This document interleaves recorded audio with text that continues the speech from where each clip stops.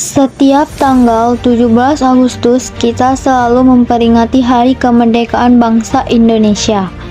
Dengan kemerdekaan, bangsa Indonesia bebas menentukan nasib sendiri. Kemerdekaan juga bukan merupakan hadiah penjajah.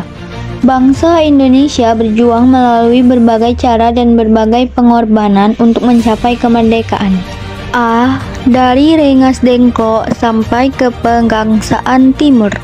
Apa saja kira-kira pertanda dari kejadian tersebut? Hal tersebut ditandai dengan 1. Adanya pernyataan dari Jepang yang mengaku kalah pada Sekutu. Yang kedua, adanya peristiwa Rengas Dengklok itu sendiri. Yang ketiga, perumusan teks proklamasi. Dan yang keempat, proklamasi berkumandang. 1. Jepang bertekuk lutut. Bom atom yang diledakkan di dua kota di Jepang, yakni Hiroshima dan Nagasaki, menyebabkan ratusan ribu penduduk Jepang meninggal dunia dan ratusan ribu lainnya mengalami kecacatan. Amerika Serikat yang menjatuhkan kedua bom atom pada dua kota di Jepang pada tanggal 6 dan 9 Agustus 1945. Perang Dunia II yang berkecamuk sejak tahun 1939 telah menyebabkan kedua kelompok, yakni Sekutu dan negara-negara fasis, saling menyerang dengan menggunakan senjata pemusnah dan kerusakan massal. Pada tanggal 6 Agustus 1945, bom atom pertama diledakkan di kota Hiroshima. Sementara pada tanggal 9 Agustus 1945, bom atom dijatuhkan di kota Nagasaki. Kehancuran kota Hiroshima dan Nagasaki telah menjatuhkan semangat dan martabat bangsa Jepang. Penyerahan Jepang kepada Sekutu pada tanggal 15 Agustus 1945 inilah yang menandai berakhirnya Perang Dunia II. Dalam posisi semakin terjepit dalam perang melawan Sekutu, Jepang terpaksa memberi janji kemerdekaan kepada bangsa Indonesia. Komando Tentara Jepang Wilayah Selatan pada bulan Juli 1945 menyepakati dan akan memberikan kemerdekaan Indonesia tanggal 7 September 1945. Pada tanggal 7 Agustus 1945, Jenderal Terauchi menyetujui pembentukan Dokuritsu Junbi Inkai atau Panitia Persiapan Kemerdekaan Indonesia atau PPKI, yang tugasnya melanjutkan pekerjaan BPUPKI. Lembaga PPKI ini diketuai oleh Ir Soekarno dengan wakil Dr. Andes Mohatta. 2. Peristiwa Rengas Dengklok. Para pemuda malam itu sekitar pukul 24.00 tanggal 15 Agustus mengadakan pertemuan di Jalan Cikini 71 Jakarta. Mereka sepakat untuk membawa Soekarno dan Mohatta keluar kota. Tujuannya agar kedua tokoh ini jauh dari pengaruh Jepang dan bersedia memproklamasikan kemerdekaan Indonesia. Tanggal 16 Agustus sekitar pukul 4 pagi, rombongan Soekarno, Mohatta, dan para pemuda menuju ke arah timur. Pemuda tetap merahasiakan kemana tujuan rombongan Soekarno ini mau dibawa pergi. Ternyata rombongan ini akan dibawa ke Rengas Dengklok. Dipilihnya daerah Kawedanan Rengas Dengklok karena daerah itu terpencil, yaitu 15 km dari Kedung Gede Karawang. Pagi hari rombongan Soekarno sampai di Rengas Dengklok. Mereka ditempatkan di rumah keluarga Tionghoa di Jau Kie Siong yang simpati pada perjuangan bangsa Indonesia. Sehari di Rengas Dengklok, para pemuda ternyata gagal memaksa Soekarno untuk menyatakan kemerdekaan Indonesia lepas dari campur tangan Jepang. Sementara di Jakarta, yang seharusnya diadakan pertemuan PPKI, gagal karena Soekarno dan Mohatta tidak ada di tempat. Ahmad Suparjo segera mencari kedua tokoh tersebut.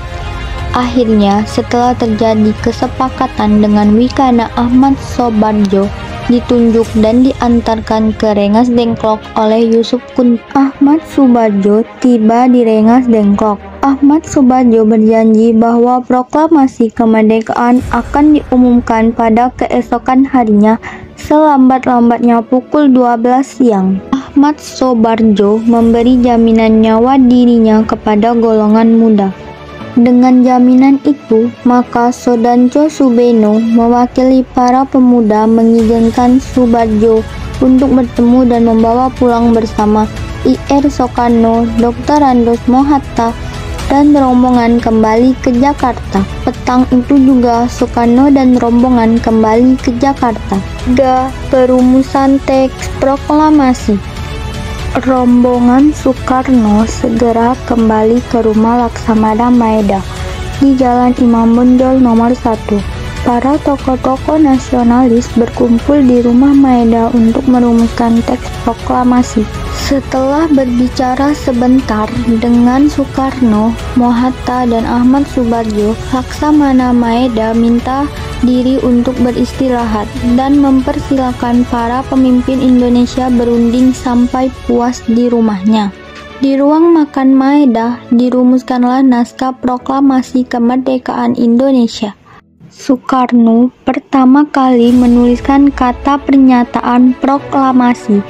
Soekarno kemudian bertanya kepada Mohatta dan Ahmad Subardjo bagaimana bunyi rancangan pada draft pembuka UUD. Kedua orang yang ditanya pun tidak ingat persis. Ahmad Subardjo kemudian menyampaikan kalimat, "Kami bangsa Indonesia dengan ini menyatakan kemerdekaan Indonesia." Mohatta menambahkan kalimat, "Hal-hal yang mengenai pemindahan kekuasaan dan lain-lain diselenggarakan dengan cara saksama dan dalam tempo yang sesingkat-singkatnya." Soekarno menuliskan Jakarta 17/8/05 Wakil-wakil bangsa Indonesia sebagai penutup. Pukul 4 waktu Indonesia Barat dini hari, Soekarno mengusulkan agar teks proklamasi cukup ditandatangani dua orang tokoh, yakni Soekarno dan Mohatta, atas nama bangsa Indonesia. Usul Soekarno diterima dengan beberapa perubahan yang telah disetujui. Maka konsep itu kemudian diserahkan kepada Sayuti Melik untuk diketik. Soekarno mengusulkan agar naskah tersebut dibacakan di lapangan Ikada, tetapi Soekarno tidak setuju. Beliau sendiri mengusulkan agar proklamasi dilakukan di rumahnya di Jalan Pegangsaan Timur nomor 56. Usul tersebut disetujui dan naskah proklamasi kemerdekaan Indonesia akan dibacakannya bersama Hatta di tempat itu pada hari Jumat tanggal 17 Agustus 1945 pukul 10 waktu Indonesia Barat di tengah-tengah bulan Ramadan atau bulan puasa. 4. Proklamasi berkumandang. Pada pukul 5 pagi tanggal 17 Agustus 1945, para pemimpin dari pemuda keluar dari rumah Laksamana Maeda dengan diliputi kebanggaan. Sebelum pulang, Mohatta berpesan kepada BM Dia untuk memperbanyak teks proklamasi dan menyiarkannya ke seluruh dunia. Pada pagi hari itu juga, rumah Soekarno dipadati oleh sejumlah massa. Upacara diawali dengan pembacaan teks proklamasi oleh Soekarno. Kemudian dilanjutkan dengan pengibaran bendera merah putih oleh Latif Hendraningrat dan S. Ruhut dengan bendera merah putih yang dijahit oleh Ibu Fatmawati. Bersamaan dengan naiknya bendera merah putih, hadirin secara spontan menyanyikan lagu Indonesia Raya tanpa ada yang memimpin. Terakhir, sambutan oleh Wali Kota Suwiryo dan Dr. Muwardi dari Keamanan.